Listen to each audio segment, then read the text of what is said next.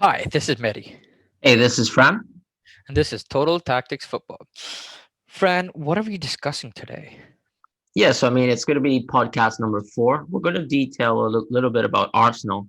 Moving on from that defeat versus Aston Villa, and obviously initially in the season we come in the context of Arsenal winning the FA Cup and also winning the Community Shield, and it's kind of gone somewhat downhill since because I would say Arsenal probably had better expectations given that they had easier games at the start of the season, didn't pick up all the points, and then met, for example, teams like Man City and Liverpool, and obviously clearly dropped points there.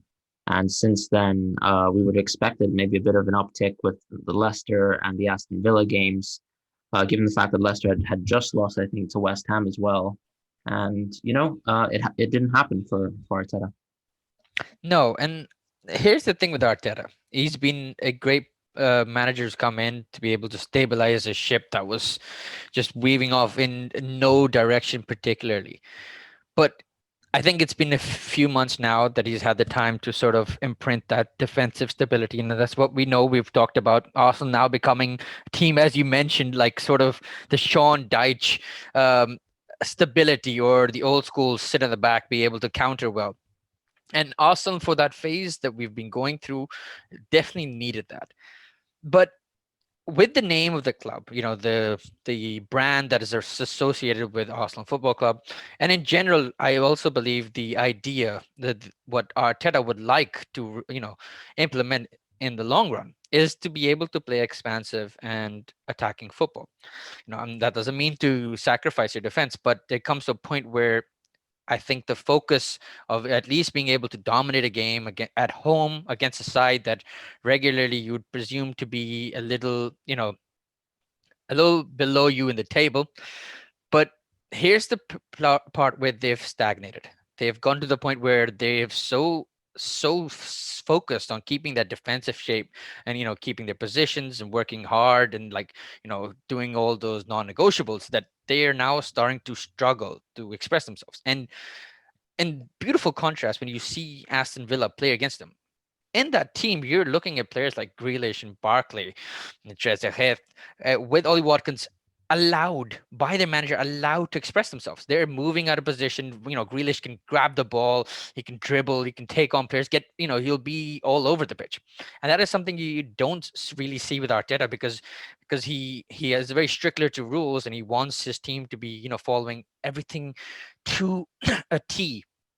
But maybe sometimes it's better to even allow your team to express themselves a little bit. But what do you think about that, friend?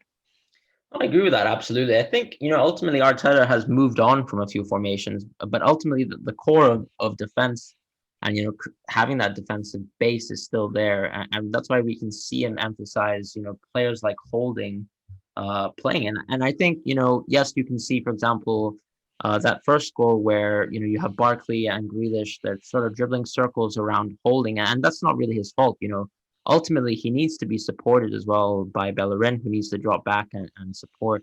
And he is dealing with two of the more technical players in the league, and I don't fault him for, kind of getting passed around. But the issue, of course, is that I think Arteta has perhaps placed too much of a focus into trying different players because they work hard in training, as he suggests. And I think what he's losing, and the comparison with Aston Villa is very stark because with, for example, the discussion point of 5 subs versus 3 subs talked about, squad depth and benches has become a really prominent issue, I think, and a talking point amongst the league.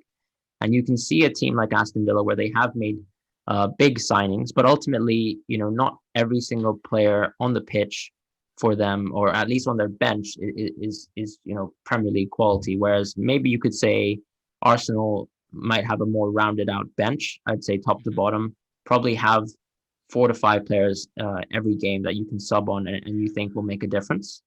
Whereas, with Aston Villa, as you mentioned, players like Jack Grealish and Barkley have shown tremendous class. I mean, even John McGinn, to be honest. Yeah. And let's be honest, I think that was deservedly a goal. Not and obviously no fault with VAR. I think that's just an instance where a referee makes a decision, and um, you move on from that. But it's about the kind of class and as you say, what's allowed by the players. And I think you can see it when he plays someone like Willian. Willian, traditionally, to be honest, is a player for me, I think, who dribbles into many different positions, used to be able to carry the ball. But even in the system with Arsenal, he is almost being a little bit more restricted, I think. I feel like he's allowed a lot less touches in the system. And ultimately, it kind of reduces the creativity of the individual player. And I think Arsenal become very reliant on the wingers, uh, who ultimately aren't able to service, players like Aubameyang and Lacazette enough. No, for sure. And I think you made a really good point there. Um, you've got the likes in the last game. Tierney crosses the ball into Hmm. Lacazette, who goes into great position, and I believe he should score. Yep. But that's sort of the problem as well. That if you're going to be relying on your wingers to create those balls in, you need to have strikers who are really good at capitalizing on those chances. And we've seen with Lacazette, he has too many faults in him. He's great with his hold-up play. Sometimes, if he's actually on the ball, it allows him to bring others in. But recently, he's not even been able to have a lot of touches. He's not able to get in those positions. And when he gets these chances, his confidence is like rock bottom.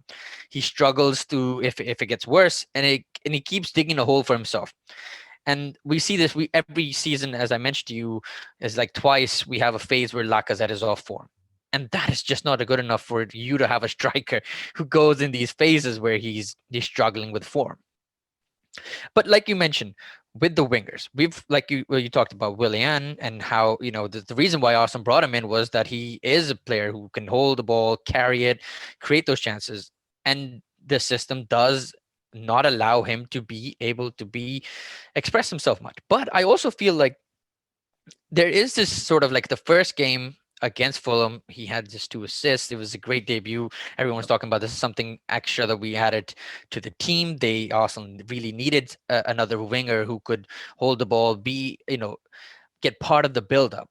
But at the same time, like in the last game against, oh my god, Aston Villa, he really struggled to be able to even contribute. There are moments where his passes were a bit wavered. He didn't have the same intention as he drive is, and I feel like that is a problem when you have a player who, feels like he's being played because there's a lot of expectations. Wherever they were said that he was brought in because it was a cheaper option, but he's an assured player, someone who's got a lot of experience.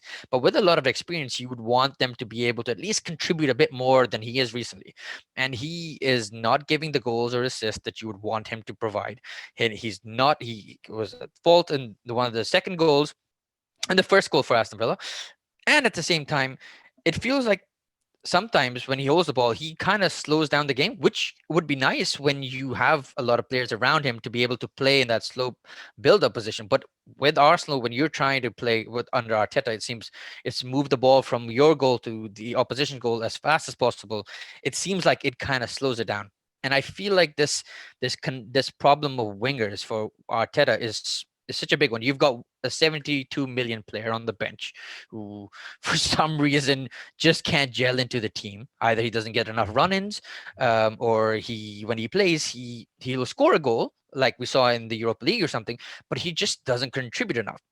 What do you think is the solution in that scenario? What would you do if you were the manager of Arsenal?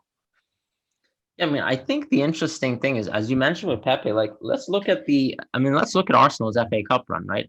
A Yeah, lot of the kind of key goals actually come out of contributions from Pepe.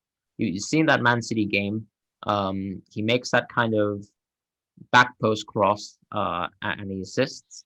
You yeah. look at the final where he's able to make a ball carry and once again service Aubameyang, and I think that's what we're missing from Willian in a sense where I don't see that sort of forward progressive passes. What I see is like his ability to, for example, to link up with Bellerin, and I think Bellerin crossing up from the back post isn't going to be a solid or attacking outlet game to game. I think honestly it was almost perfect versus Manchester United because Luke Shaw, in my opinion, is a defender who's very unaware of what defensive challenges to take.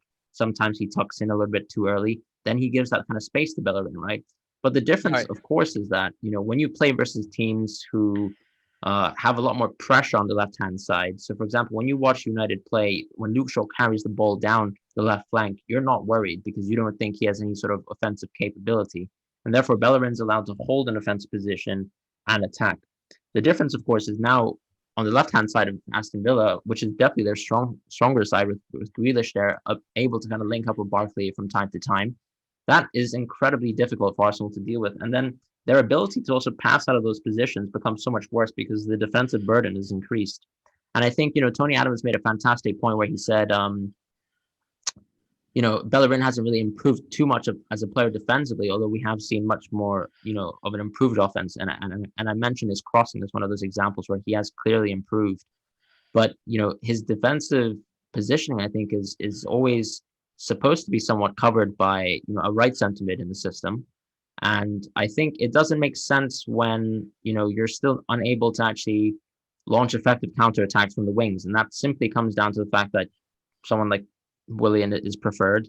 And I also question, for example, in terms of lineup, I think there's another issue with Arsenal where he's really, I think, flexibly changed the lineup way too many times, and we also see like for like substitutions very often. So he's not very set into making tactical changes within the game. While we do see it, from let's say a set of 3 games to another set of 3 games where he changes formation, but he's not very confident in making those formations. You'll always see like substitutions in terms of, let's say, Lacazette for another centre forward archetype, and then possibly even defensive substitutions or even midfield substitutions that are exactly like for like. And I always question that for me because I don't think when you watch Arsenal play from time to time, when they're actually struggling to deal with a team that has defensively kind of held them out for, let's say, 60, 70 minutes, where do you think you're going to go with the like for like substitution unless the player on the bench is of immense quality? And we did see that, for example, in instances where Ceballos has been substituted in the past,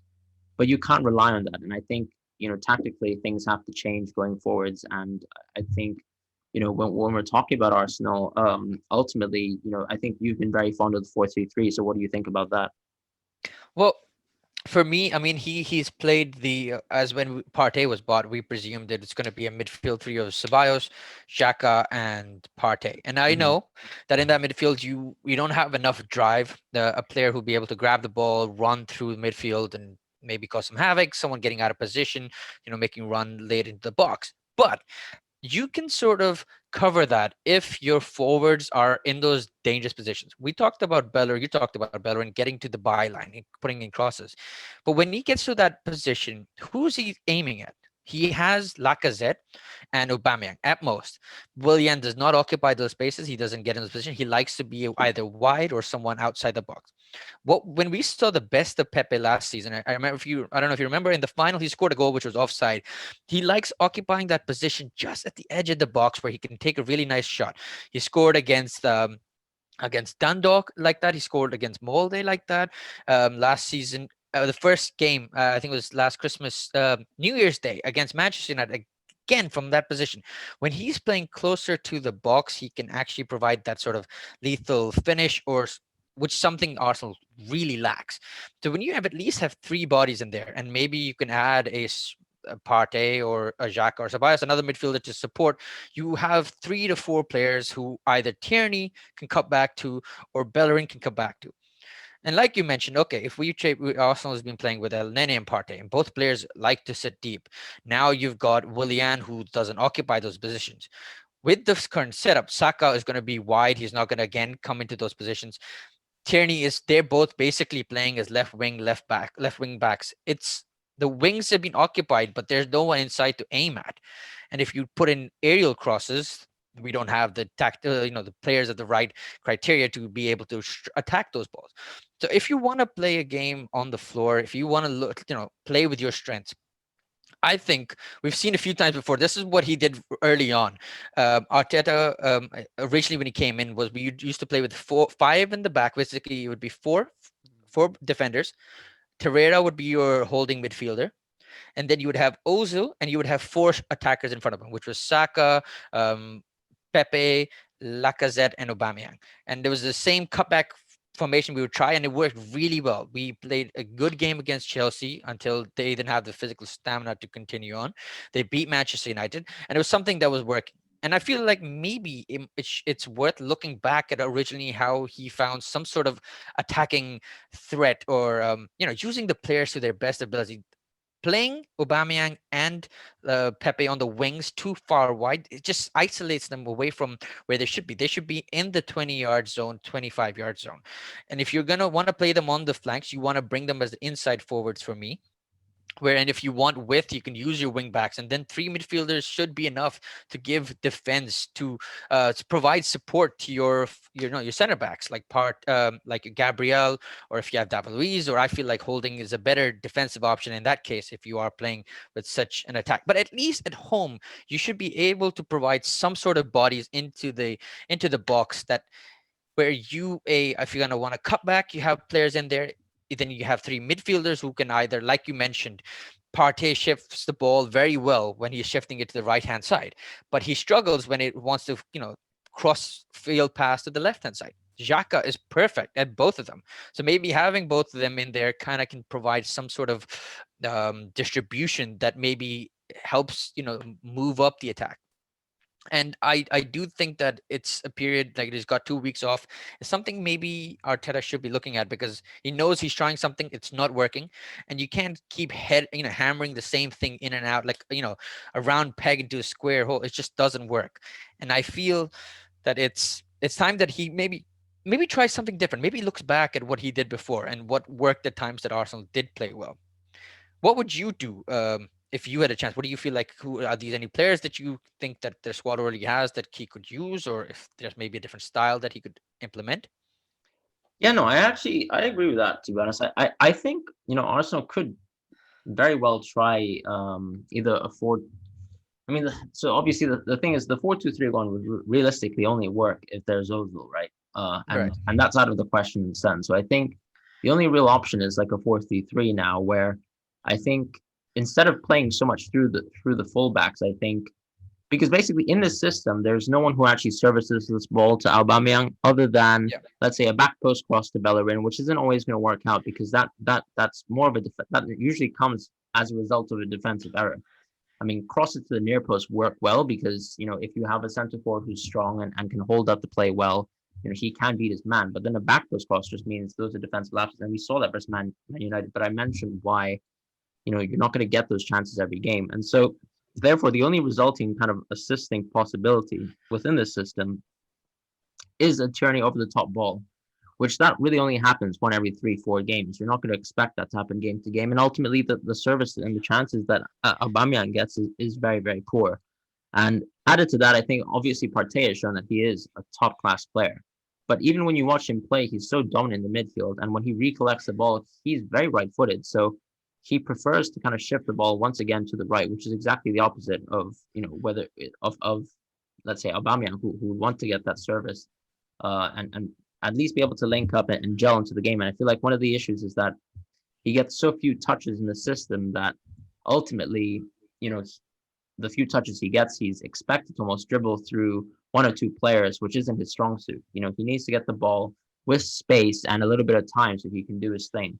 And ultimately, that's not what happens. And I think in a 4-3-3 system, at least with, which, as you mentioned, Xhaka and Ceballos back, then you have at least the opportunity to feed in balls in behind, which I think Ceballos is fantastic at and has shown many times that he's capable of doing. And I mean, ultimately, I guess as you mentioned, Lacazette is in a little bit of a rut of form, goal scoring wise.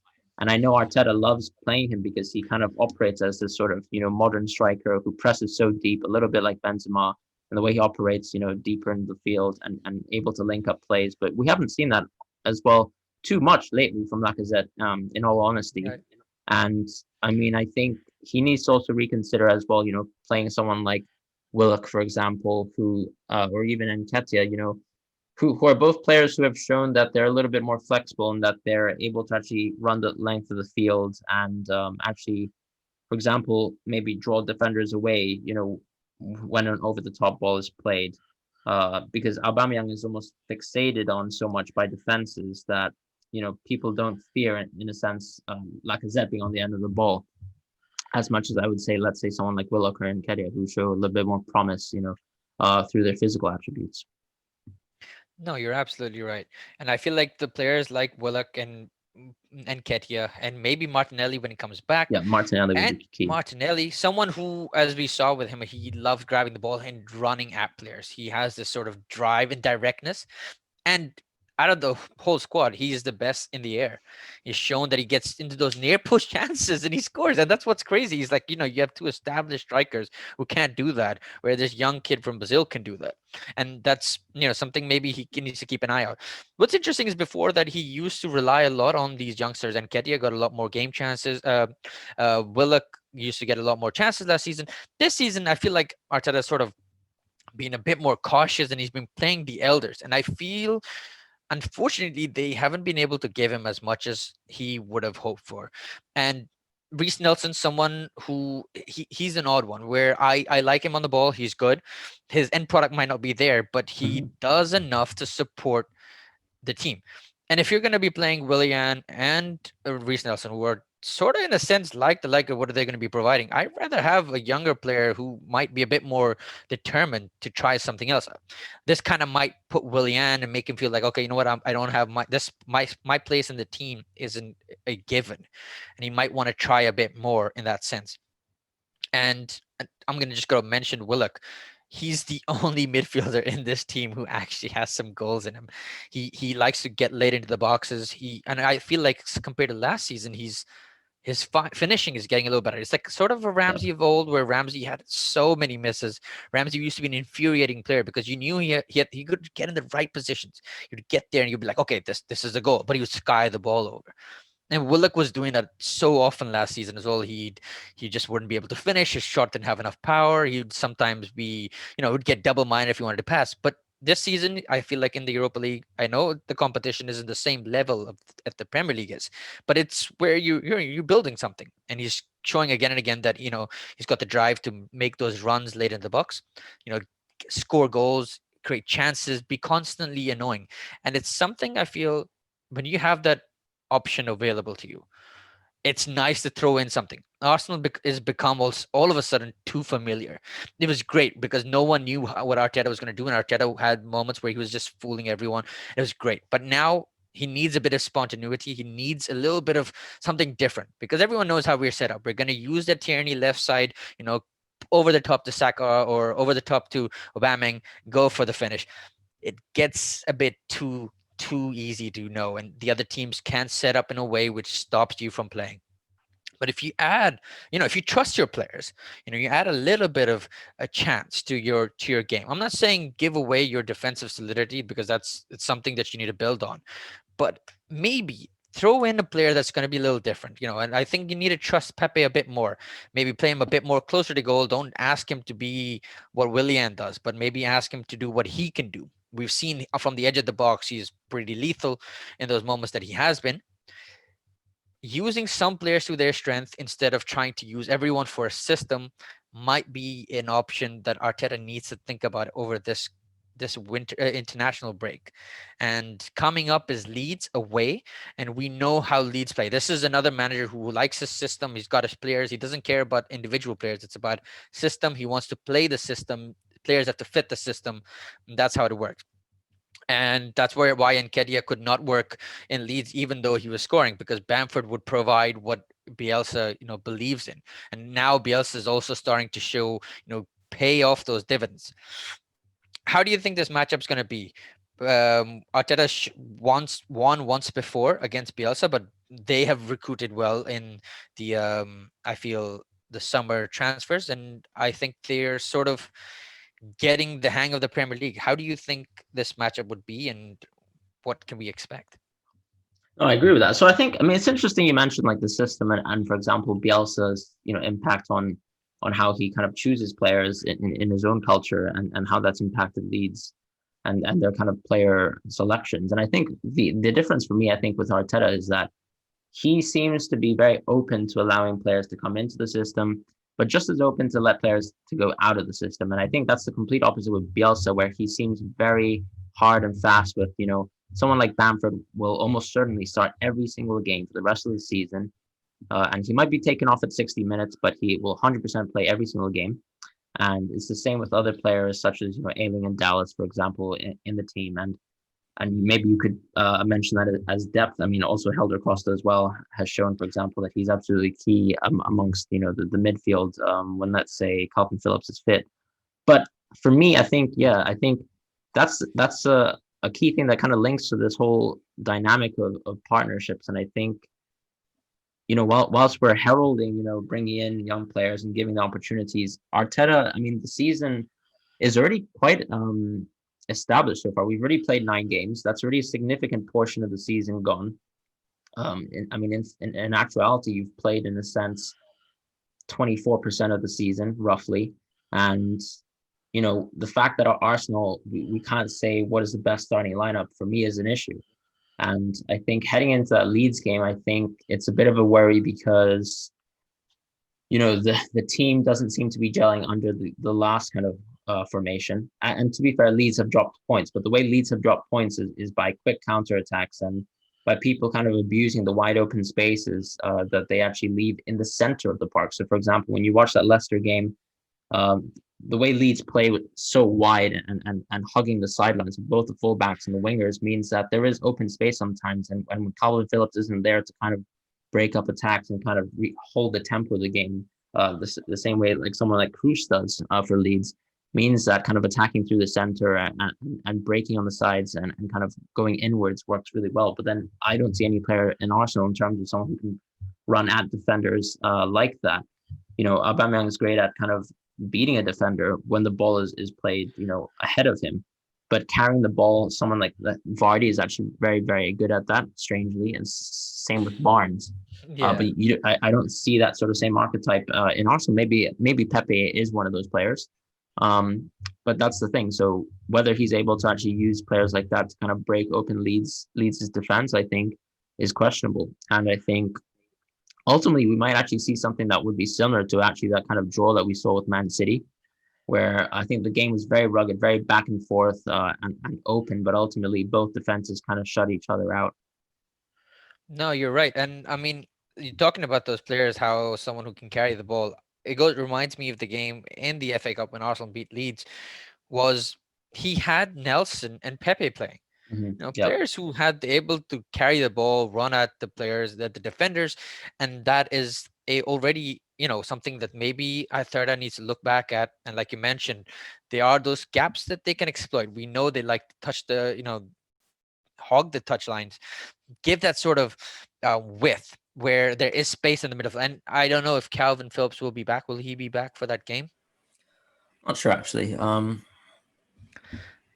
But regardless, there is some opportunity in that midfield, and I feel like maybe it'd be time to probably play either if it was up to me, it would be Pepe, Aubameyang, and Saka in that midfield, like in the front three, but a bit more closer together, so that you can have either quick attack, someone who can run off the ball, be able to create with some pace, cause some disturbance in the back line. And it'd be nice to see a little bit of change, not to because you're just effectively taking one player out, but you are making them play a lot more closer. Instead of using those width, you want to use them in more dangerous areas.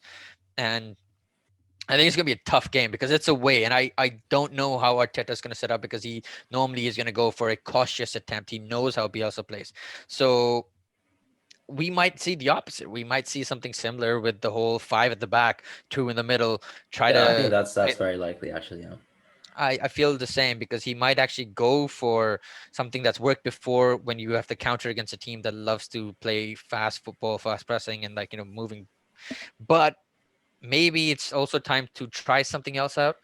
Um, he needs to move away from this five at the back because it's great when you need to sometimes, defensively. But man, you're also a team. You want your players to learn. You want them to be able to do other stuff. And he's mentioned this before. He wants to be able to move away from this and play in a position where his team knows how to play at least in two or three different formations, so he can change those formations during the game.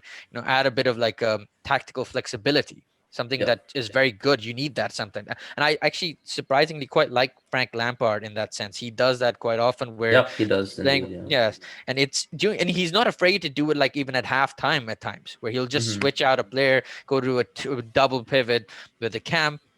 And I think something that maybe Arteta needs to try to add to his repertoire.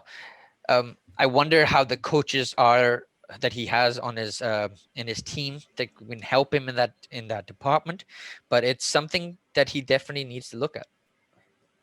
All right, I agree. And funnily enough, obviously, your suggested lineup includes Aubameyang in the center, and that's obviously been another massive talking point, Yeah, amongst a lot of analysts and commentators. And I think, we mentioned obviously the impact of someone like Lacazette and the way he presses. But ultimately, I think, you also have to think, why has Partey been brought in? He's brought in, and I think you can see that Arsenal defensively looks so much more solidified with him in the midfield than any sort of other potential pairing would provide. I think yes, it should revolve in a sense around Partey starting. And with him kind of giving you that sort of spine in a sense, like, is there really a need to still play Lacazette in that way? I mean, there's so many top teams who play without forwards who press. So for example, look at Liverpool, the way that they play now with Salah in a 4-2-3-1 system. He doesn't press in that sort of way that Firmino would usually. And then obviously, I think Mane also has a much more free roaming role where it's a much more flexible press. It's not a man to man press, the same way that you would see with most center forwards nowadays. And I think you know you have to consider that ultimately, because what is the point of building this defensive base if you're going to almost be too all in on defense? And once again, I think your comparison with Sean Dyke is kind of on the money, because yes, I mean, Sean Dyke hasn't had the same sort of funds as Arsenal, and I wouldn't say Arteta has spent a ton of money, for example, under his own sort of regime and reign of Arsenal. He's mostly kind of just re-signed players who con- contribute a lot to the club, and ultimately, Sean Dyke is kind of lambasted for playing defensively, whereas now I think Arteta is getting a lot of credit. But I think there will reach a point where fans will be upset and disgruntled if this is like the only way that Arsenal can play. And I think a good comparison is, for example, the way that people see Real Madrid and the way they play currently under Zidane, despite the fact that last season they managed to win the league, but it's these sort of top clubs still kind of clamor for attacking football. And once that gets lost, you do see a little bit of resentment and a little bit of perhaps increased aggression from the fans. And yeah, I do think Arteta needs to think about the balance of the team, because ultimately, I mean, even with this defensive base, if you're able to lose 3-0 to Aston Villa, then clearly something else has to be considered. absolutely. And you're right. Like, there's been too many games where it's like a 1-0 win or 2-1. It's, you're taking those chances. You have very few chances, and Aubameyang has shown that he can score those goals and he takes those chances, but that's not, sustainable. You can't Yeah. have a player, just expect him to get one chance a game and to score those one chances. You need to be able to provide them more. And as what happened, it's now had a downward project. The XG has reduced. We're not creating enough chances. Yes, we are not taking as many shots as before, and Aston Villa game sort of is an anomaly in that sense. But like you mentioned, you can't just have one build up, because then what are you playing for? Are you playing to win? And the chances of you winning are reducing, and that is the point of a bigger club, that you're hoping to play for honors, or you're not. I mean, Arteta's already got a trophy, and he would want more, I'm sure. And it works well when you're in a cup, that you can sort of rely on a counter attacking. But in the league, it's a different game, and here you need to at least have those moments where you're going to dominate. And I know there's a lot of Premier League teams that are difficult this year. Like, look at the table. You've got the top six, the big six everyone talks about. Add Everton to that, add Leeds to that, add Leicester to that, add Wolves. Mhm. West Ham's playing good. Southampton's was top of the table just a while ago. I mean, even if it's with goal different stuff. But my point is, the competition in this league is also getting ridiculously crazy, and I think sometimes we forget how difficult it is to get on that sort of run, a winning consistent run. Man City struggles is struggling to do it. Everton was on a phenomenal start, 3 games haven't won. Southampton have five. They haven't lost in 5 games, which is great considering how tough this league is at the moment. But my point here is that it's going to be tough, but you need to also add those chances to your team to play in a way where you increase the possibility of you winning. And like you mentioned perfectly, it's not going to happen if you're going to constantly sit back and hope for one or two chances in Aubameyang to finish it. You need to find another way. And he's a young manager. I'm sure most of the Arsenal fans are still with him, because he's given them a trophy already that buys you a lot of Yep, time. absolutely. And it's a season's a long way to go. You never know. 2 games and you're all of a sudden like in the top four. You lose 2 games, you could be 11th. It can change very quickly from one week. Last week, they beat Man United. Everyone was flying like this is big. They lost to Aston Villa. It's like, oh my god, the end of the world. It's recency biases as well and everything. But like we talked about this. These are problems that need to be looked at. These are long term problems. They've been happening for a while. Something that was moving in this direction, and I think, like we mentioned, it's something that Arteta will definitely need to look at.